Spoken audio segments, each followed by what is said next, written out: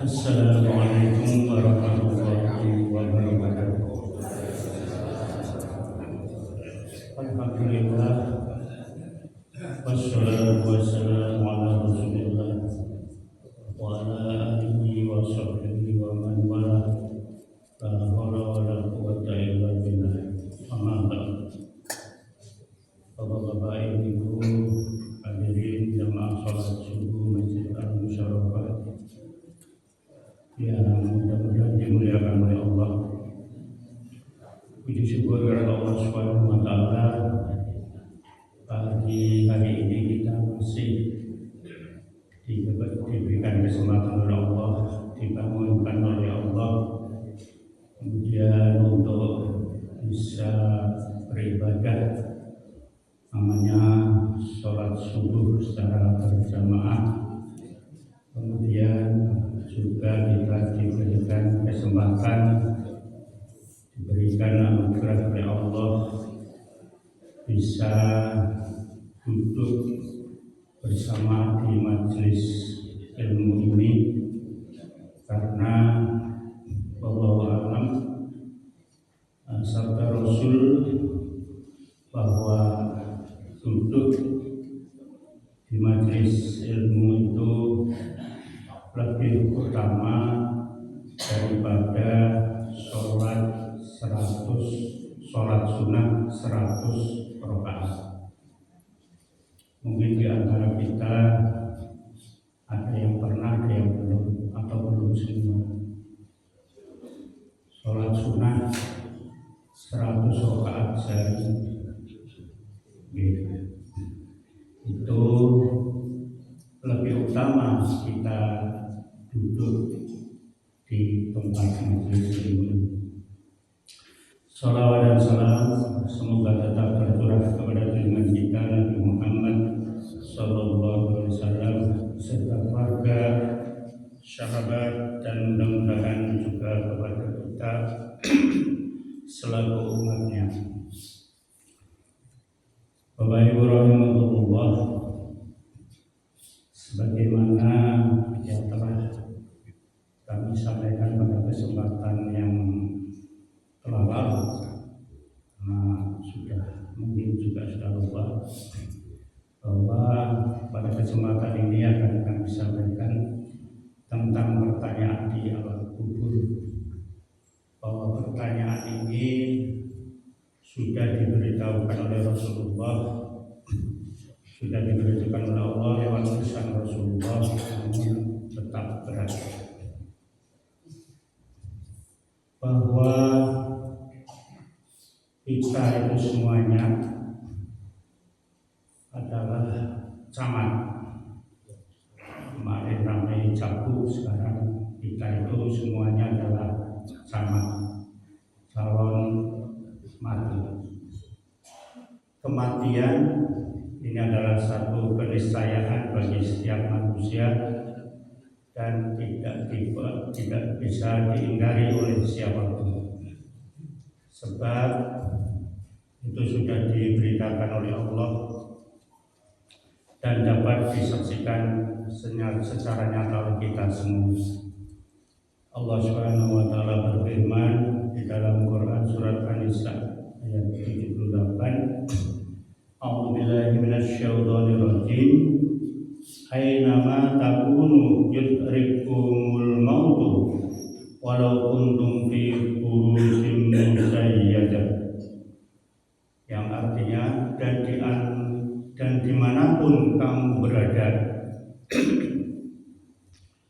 kematian akan mendapatkan kamu, kendatipun kamu berada di dalam benteng yang tinggi dan kokoh. Kemudian di surat Ali Imran ayat 185 Allah juga firmankan, kullu nafsin dha'iqatul maut. Ini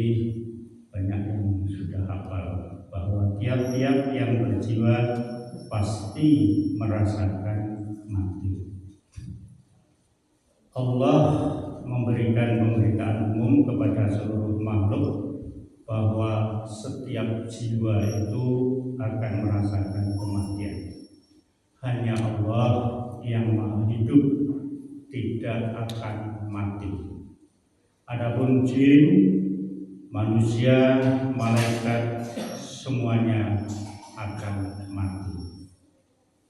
Kematian adalah hakikat yang menakutkan, sehingga kita pun kadang takut kalau takut pada kematian. Ada juga orang yang takut pada orang yang mati. Jadi ini bolak-balik. Kita takut pada mati, kadang kita takut juga pada orang yang mati. Tidak ada yang kuasa menolak maupun menahannya kematian ini.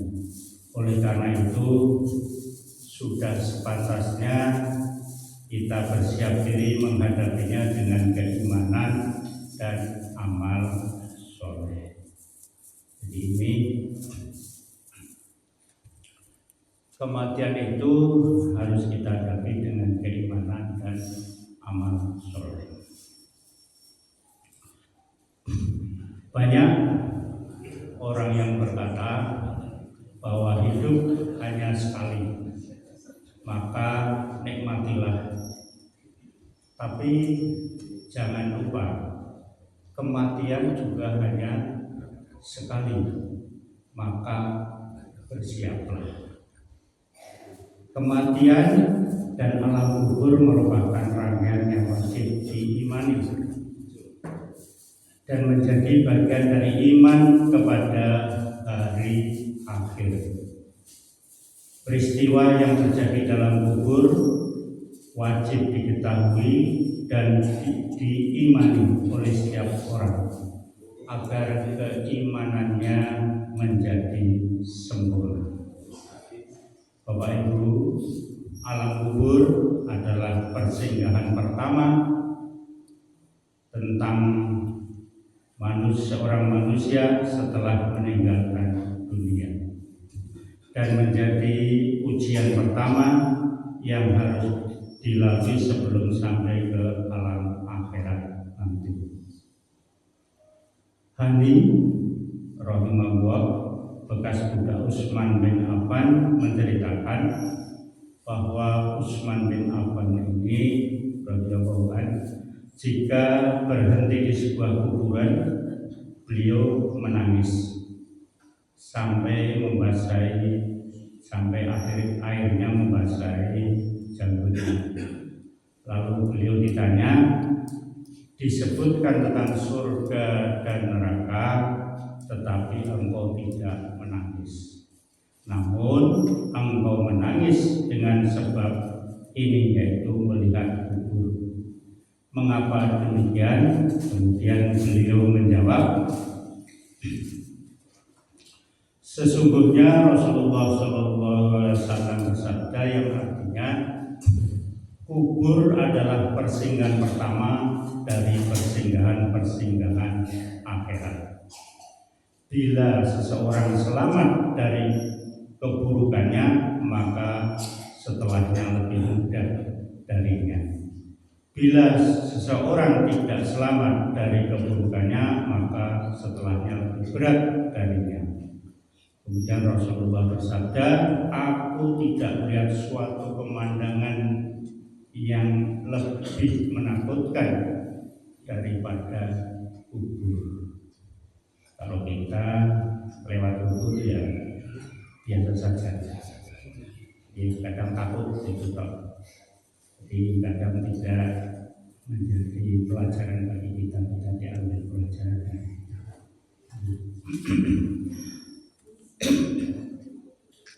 Bapak Ibu rahimahullah, banyak kejadian yang akan terjadi di alam kubur diceritakan dalam hadis oleh Rasulullah. Peristiwa-peristiwa memberikan bagi setiap insan yang mengetahui dan mengimaninya, mulai gelapnya kuburan himpitannya yang begitu kuat, kedatangan malaikat yang akan menanyakan beberapa pertanyaan kepada penghuni kuburan.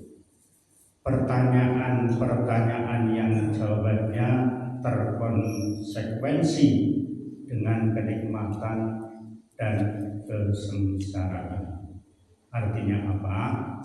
Jika penghuni kubur tersebut bisa menjawab dengan benar, dia akan merasakan dan mendapatkan kenikmatan di alam kubur sampai akhirnya dibangkitkan pada hari kiamat nanti.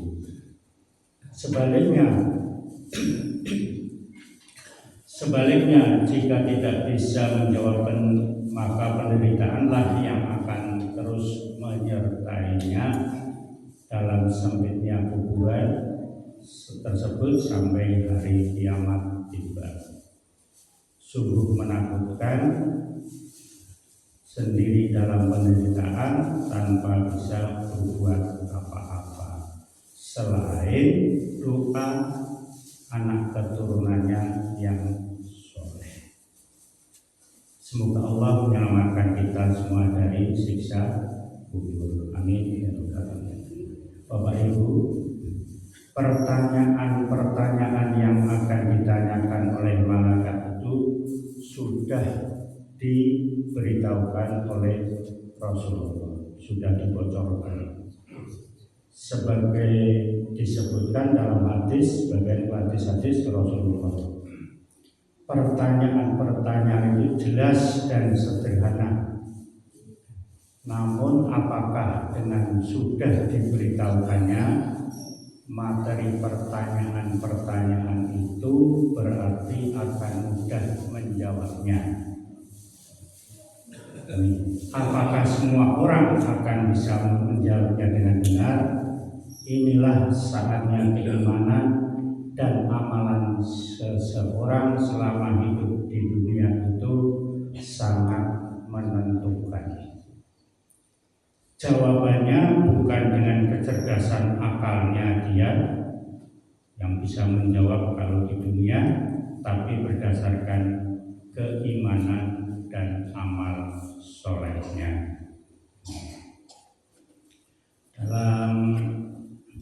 Kemudian apakah yang akan ditanyakan? Ini banyak hadis-hadis yang berkaitan dengan pertanyaan ini. Namun kami hadis banyak dan panjang. Kami singkat saja karena waktu. Hadis dari sahabat Al-Bara bin Azib ini menyampaikan bahwa dari yang pertama dari Abu Hurairah bahwa ia berkata, Rasulullah bersabda, jika salah seorang dari kalian dikuburkan, maka akan datang kepadanya dua malaikat yang hitam dan kedua mata mereka biru.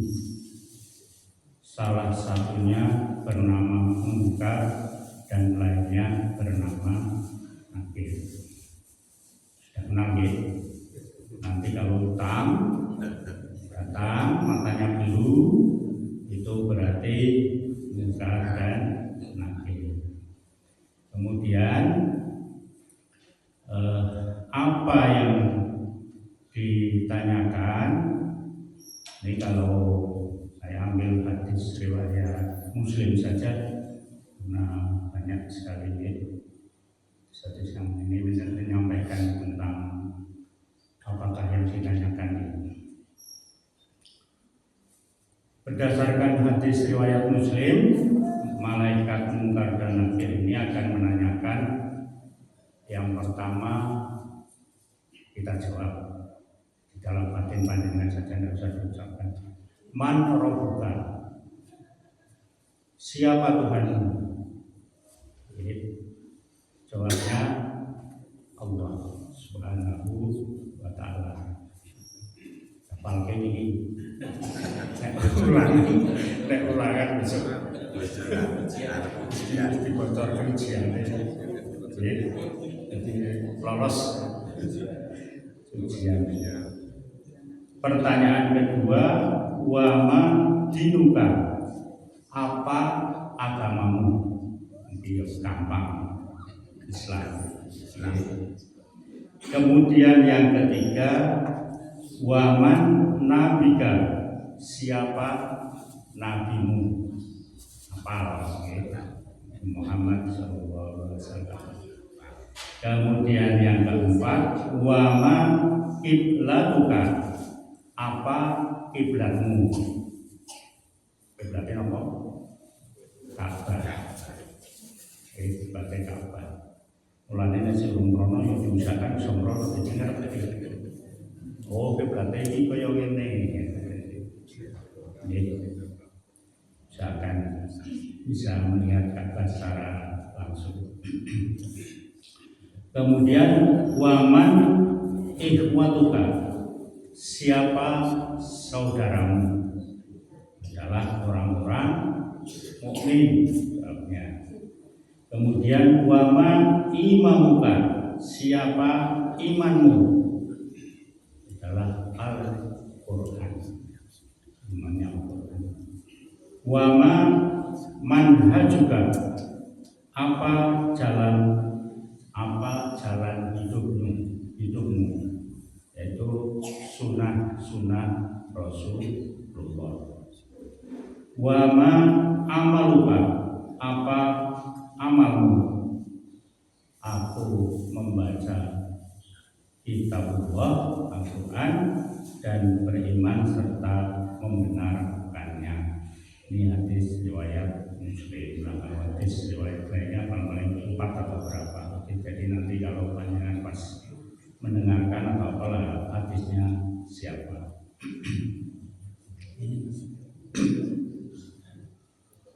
Kali satu mau di sini.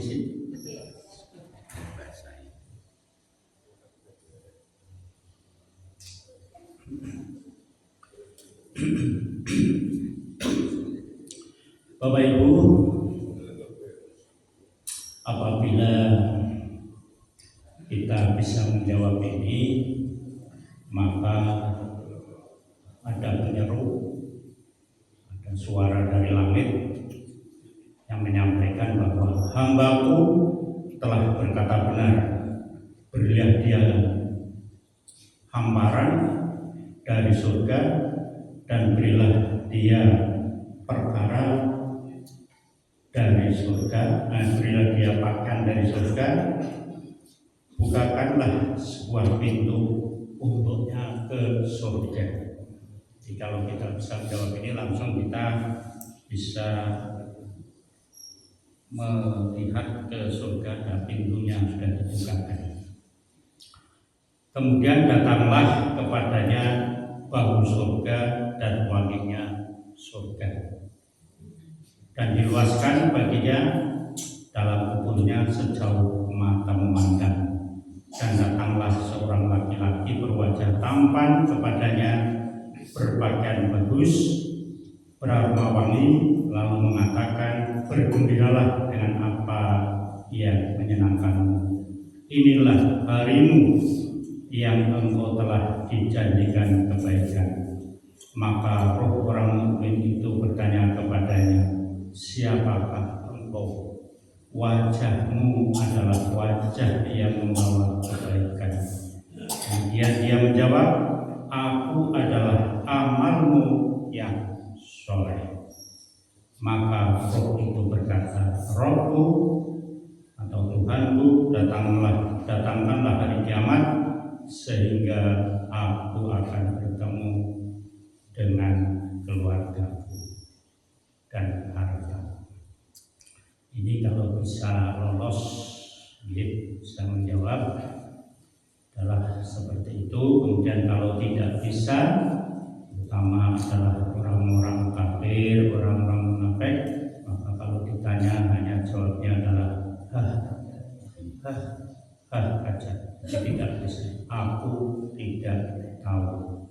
Kemudian kalau tidak bisa menjawab karena tidak tahu, maka akan datang laki-laki berwajah buruk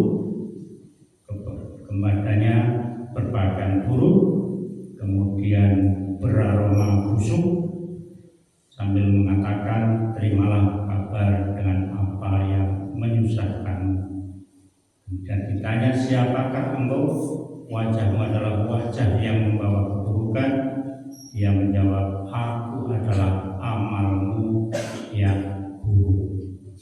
Itu ini sudah dibocorkan oleh Rasulullah Shallallahu Alaihi Wasallam. Ya, kita tidak bisa dihafalkan karena ini kaitannya adalah dengan keimanan dan amal soleh.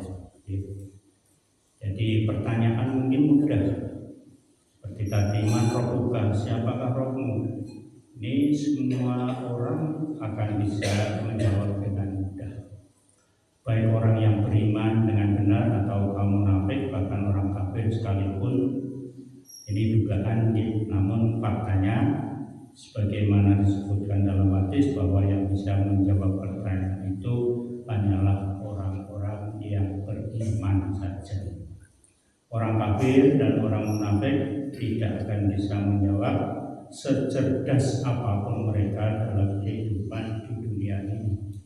Jadi misalnya dia bergelar profesor, doktor, macam-macam, ahli kimia, ahli matematika dan sebagainya, kalau keimanannya itu tidak ada, maka tidak akan bisa menjawab. Jadi kemudian saya teringat cerita